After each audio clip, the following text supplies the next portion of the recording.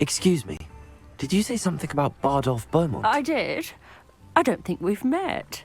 I'm Dorothy Sprottle. I was just worrying about Claire Beaumont's brother Bardolph, only he's gone missing. Rumour is he was seen in the forest practising dark magic. Saw him myself near some ruins with Rookwood's lot I did. I fear he got himself into trouble with the Ashwinders, especially if he made them a promise he couldn't keep. I'd help search for him myself, but no one will risk encountering Ranrock's loyalists. They seem to be everywhere. Why would Bardolph want to get involved with the Ashwinders? Oh, he had a terrible run-in with Ranrock's loyalists. Changed him. He vowed never to feel powerless again. I think he sought the Ashwinders out to learn their secrets. Victor Rookwood, at least, seems somehow immune to Ranrock's loyalists. Do you think Bardolph may have simply run off? No. Bardolph's run that shop with Claire his entire life. He'd not give it up for anything. He swore he'd be back in a fortnight. My instincts are that he's been held captive, or worse. I can certainly look out for him. Any help would be appreciated. You might speak to Claire first. Perhaps she has some insights that I don't. I can tell you that Bardolph was last seen in the forest wearing a particular woolen jumper, one that Claire knitted herself. Madame Beaumont, might I speak with you? Yes? What about? Mrs. Sprottle told me a little about your brother's disappearance. Oh, dear Dorothy. She'd go looking for Bardolph herself if she could. She mentioned dark magic and even the Ashwinders. Despite my repeated warnings, Bardolph's been experimenting with dark magic near the edge of the forest. I thought perhaps he'd get it out of his system and it would gradually stop. But then one day, he didn't come home. Could Bardolph have run off? No, he'd never leave me here alone. He did speak of going to talk with Victor Rookwood. That worries me almost more than his attempts at mastering dark magic. Rookwood is as dangerous as Ranrock, in my opinion. Is there anything your brother took with him that might help to track him down? Only his satchel, journal, and a woolen jumper I knitted for him. That's all I can recall. I'll let you know if I see or hear anything about him. Thank you. How kind.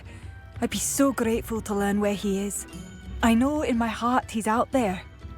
Do be careful. I should be going now. Thank you.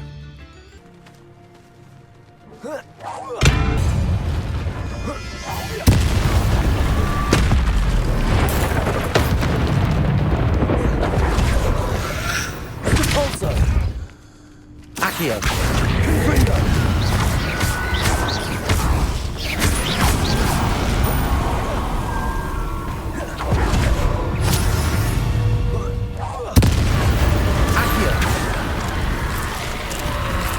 Is that Inferior's wearing a woolen jumper? That must be Bardolph. Incendio.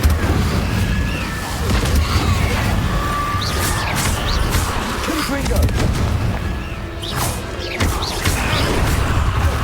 Potato. Confringo.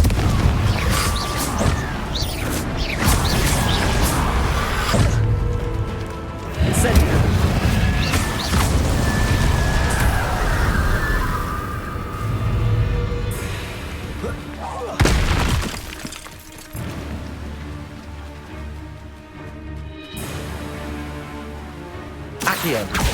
Incendio. Depulso. Confringo. Bardolph's woolen jumper.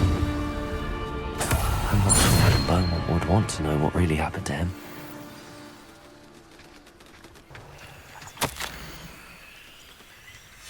An entry from Bardolph's journal. He overheard whispers, a plan, something to do with him.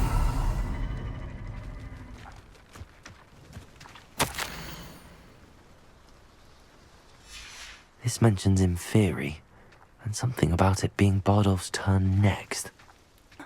Madame Beaumont, I do have some news of your brother. Oh, please tell me he's safe. I regret to say that Bardolph had been turned into an Inferius, and I had to kill him. What? But But how could you possibly think that an inferius was my brother Bardolph? That's absurd. He was wearing a woolen jumper, hand-knitted. No. No. This can't be.